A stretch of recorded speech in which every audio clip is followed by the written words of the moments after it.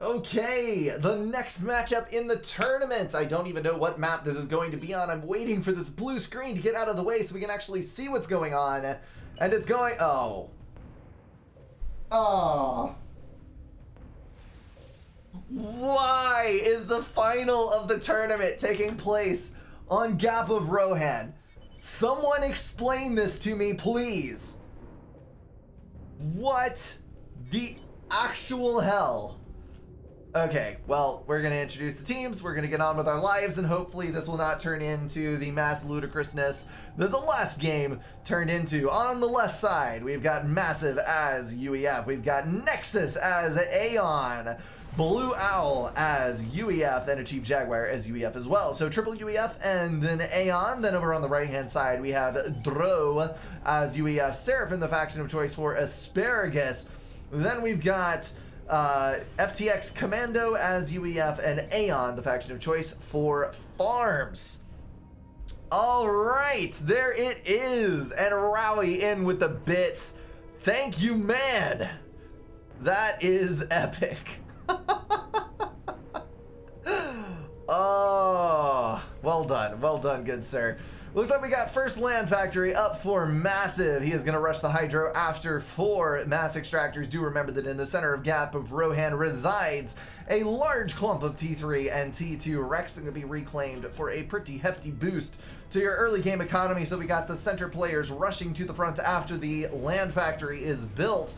All 4 mass extractors going down, Hydro being built, assisted by 3 engineers. And then we are going to be seeing some more mass extractors put in place and more power generators to spend the amount of mass that's going to be rolling in from the center. On the right, we see an exact reflection taking place. Earlier, Hydro from FTX Commando, but for the most part, we got the double ACU rush with pretty much even timing, and then a distribution of engineers to go get mass extractors and various and sundry other things. Dro finished up with his Hydro build. He's not using his commander, which is a little bit weird, but we are seeing the T1 power generators being built in the back to accommodate a T1 air factory. We've got Mech Marine crossing the gap on the south side. I guess this is the gap, but there is also a gap here, so maybe it's not Gap of Rohan, maybe it's Tri-Gaps. I don't know, but we're going to move on with our lives and pretend that this game has not even happened, and we will forget it as soon as it takes place. Mech Marine is going to move directly into the base on a patrol order? What the... No. It's going to move to the front mechs. It's actually overlapping with an order from an air scout that has just left the factory. So that makes a lot more sense. Blue Owl is going to get to the center just before his opponent does, parking right in the optimal position to reclaim everything that he possibly can. Nexus stopping on the outside edge to get a little preemptive reclaim before he moves into the center. FTX positioning himself a little bit better so that he can get all of those wrecks. What do you know? This is a version of Gap that is actually symmetrical and balanced. Who would have thought the day would ever happen? Looks like a Chief Jaguar has already got a T1 air factory in place. He's going for his assisted mass extractor upgrades thanks to a little bit of manual reclaim on his own and probably mass donated, yes, from the front player as he reclaims all of this wreckage. If we take a look at Blue Owl versus Asparagus, Blue Owl punching above his weight, I feel like, in this game. 2,000 reclaim, and then if we jump over to Asparagus, 1,900 with a heavy power stall leading to good mass donation to the other side. So these guys are just about even. Then if we go to FTX Commando, he is at 22, and Nexus is at 22 as well, and overflowing to his team. So that's going to be roughly even mass distribution between the two teams. Nobody really came out ahead on that one, and now they're going to break apart and go, well, nope, Nexus is moving up to get the last rock. He must have the final say. Blue Owl moving up to the north to try and double team FTX Commando. This is actually a brilliant move here. FTX may get killed immediately. Nexus, move up, move up, move up. Yes! 1 T2 mechs actually reported Nexus. You're supposed to get more upgrades than that. Alright, so Blue Owl is going to try to shield Nexus from a little bit of damage with those couple of shots, then maneuver around the hill here. so that he can get in range. Nexus is going to get some shots absorbed by the hill, but all in all, it should be fine. Then we've got a slow reduction in HP on FTX. Asparagus moving into body block, and Nexus drawing back because he knows that his opportunity for destruction has been lost. But that's going to be very low HP on FTX and a bit of an HP drop on Nexus. Breaking apart. If only there had been a third ACU. I have had some gap games ended very early indeed by a triple comm from one side, leading to a double team that is not able to be countered, I guess would be the correct terminology. FYI, the best out of 3 Farms team needs to win twice. Okay, so it is a true best out of 3. All right, we're going to see multiple games. Hopefully not all on Gap of Rohan. Nexus actually moving down to steal mass extractors from his teammate. What is this even? This is not teamwork. This is not how any of this works. We've got a T2 air factory already for Farms, who has got 5 T2 mechs basically, and 2 of those are ringed with power generators, so he gets his upgrades more effectively, or efficiently would be the better term here. Massive has got a mech marine up that has succeeded in killing off a T1 mass extractor on the front line, all by his little lonesome. We've got a tac defense planned by Farms, which is of course a good move. If you build a tac launcher right here, you can pretty much tac most of the stuff on the front end of the enemy's base, which is a pretty dang common tactic. So you always need to take preemptive measures, something that I do not do on occasion. I've actually streamed a game of Gap that I played where I didn't do that. I got all of my stuff tacked into oblivion, and I was very upset about it, but I kind of deserved it because I didn't build the defense. And it's annoying as all hell, but you got to deal with it. Swiftwind is not your typical thing that you scout with, but it is over on the other edge. I think it actually targeted down an air scout that looped around to the other side, and Farms is therefore going to lose his first most valuable air unit out of that T2 factory. We're still building T2 engineers. Massive dropping another T2 power generator, or a T2 power generator, the first. And he's also got a secondary air factory on the front line that is now pumping out interceptors to assist in his air game. He probably saw the early T2 factory over here. He knew that he needed to have something to counter swift winds, so hence the extra interceptors, because if you build enough interceptors, you can pretty much kill anything, except a Soul Ripper. Soul Rippers have flak, and donuts. Donuts also have flak. So don't try to kill a Soul Ripper or a donut with interceptors.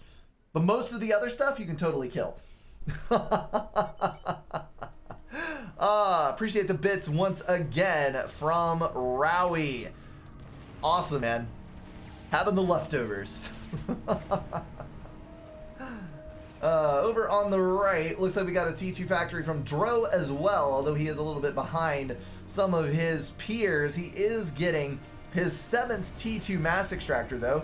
Farms has already got 7 and is about to start working on his 8th, I feel. We've got a land factory control K from FTX Commando. It appears that he has noticed that there's not a whole lot of spam on the other side, so he's going to get that mass back and go for stuffs on his ACU. He's got the D2 upgrade, going to build some TMD in order to stay the tide of missiles that usually accompanies this type of game.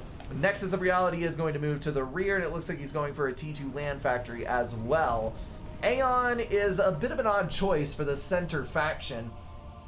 It's not, well, I guess it's going to build GCs, and it does have very accurate T2 artillery, but does Upka like Eco, or does he rush TML? I would say that you assume TML unless proven otherwise, but he doesn't have any T2 engineers on the front. I think if I were in a game like this, I would probably opt for, yeah, preemptively building the TMD, because it just negates the thing entirely. But if you just park a T2 engineer near the front and you scout consistently, when you see a T2 engineer moving into this area, then you can say, okay, well, he's probably going to build a TML, so now I'll build my TMDs. And that way you wouldn't really be wasting the mass, but you would have your fast response units out at the front already. Looks like we've got a massive still speed building T2 engineers, but, oh good lord, those are Sparkies. He's gonna go for a freaking Sparky drop. What? I forget sometimes that you can build the combat engineers out of the T2 air factory. That is a thing. So if you really need to respond to a threat in your UEF air base, then you could just build Sparkies and everything would be fine. All right, that's a total of 6. I think you can fit 8 on a transport, but he could take 2 regular T2 engineers as well.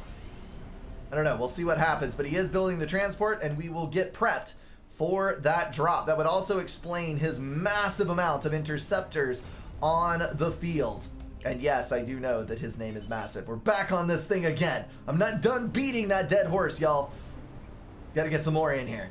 Chief Jaguar is going for an upgrade on his ACU. Possibly another comm drop potential? I don't know. He is going for, if we scroll up in the chat, T2 on the Commander, which is a bit of an odd move when you're not to T3 air already. But he apparently does have the power for it, so all the more power to him if he can get done with it. All right, T2 transport's up. We do have radar, so Farms will know that something is coming. And Farms is also building a T2 transport and has almost got T3 on his ACU. So we're seeing drops and counter drops. Looks like Farms is... Okay, so the engineers are now moving. That makes this a little bit more dangerous because Farms will have the T3 ACU able to build point defense quite speedily indeed in the home base, but this will completely counter the drop on the other side. These interceptors should be able to lock the factory, and if that transport moves in and stands still to try to pick up the ACU, then that will be the end of that.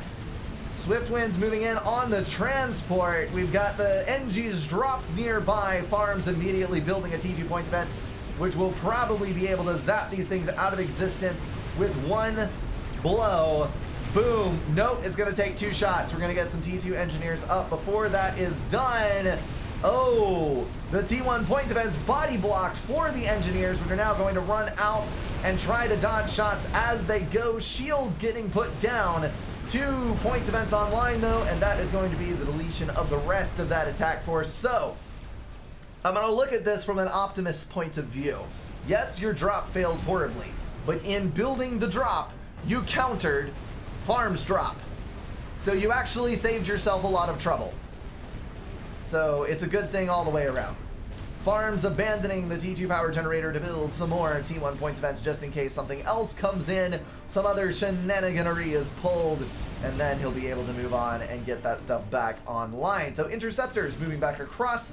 T2 transport built by Red is now being gifted, I think. No, there's multiple T2 transports online. T3 ACU from FTX Commando as well. I really hope that they scouted all that stuff and they build a SAM, like ASAP, because otherwise this drop is still gonna happen. Yep, there's a T2 transport. Looks like we're looking at mass transports.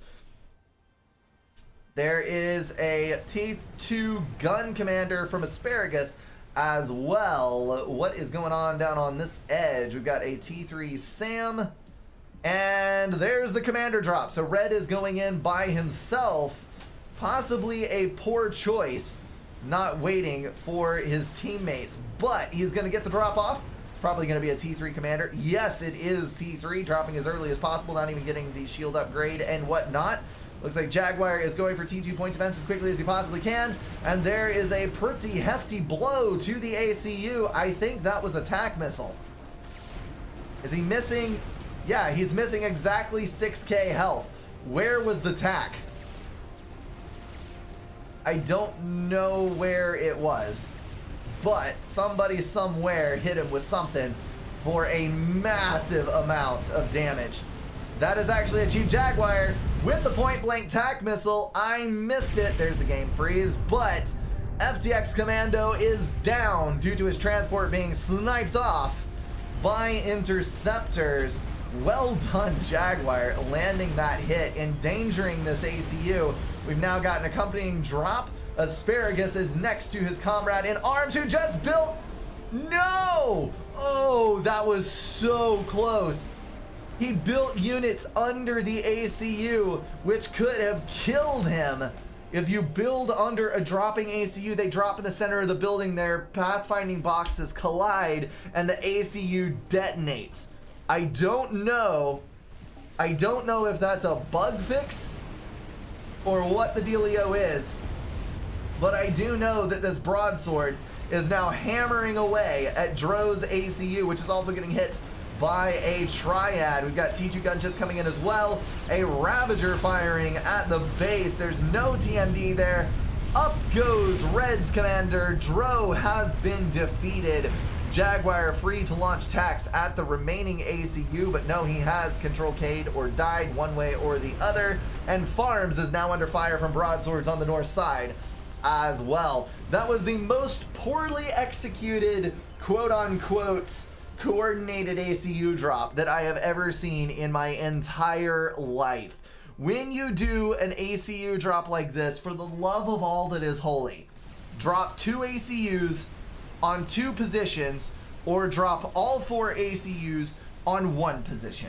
Because if you drop 4 on 4, or like 1 here, then 5 minutes later another one, then 2 minutes later another one, then another one after that, and they're kind of helter-skelter all over the map in 3 different locations, then you're going to have a bad time.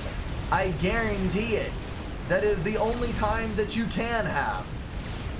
Farm is going to valiantly try to take Massive with him, but I think Massive is just going to embrace the bullcrap. He's going to walk right into the middle here and just detonate next to the ACU. That is not going to be enough to get the KO, but it is going to get him down to 2,600 HP. That is a huge amount of anti-air around that commander, but now these guys will be free to raid the base to take entire control of the map. Farms is going to attempt at least to pull this back as he builds land factories down this stretch, getting more build power online to claim as much as he possibly can. But now Chief Jaguar is dropping within tack range of Farms. Farms is power stalling, can't keep his shield up. We've got T3 artillery in range to hammer away at that commander, and I'm looking forward to this tack missile. If you can thread the tack missile in between the power stalls, then you are going to have a good time. But no, there's a T3 PGen online, so no more power stall to be found. Although, nope, not going to get the T2 gen either. All right, T3 artillery is massing up. Got 3 on the front line. I do believe that this was one of the most facepalm worthy gap games I've watched in quite some time. Shield is down due to the T3 artillery shot. No, that was... oh, crap. Dang.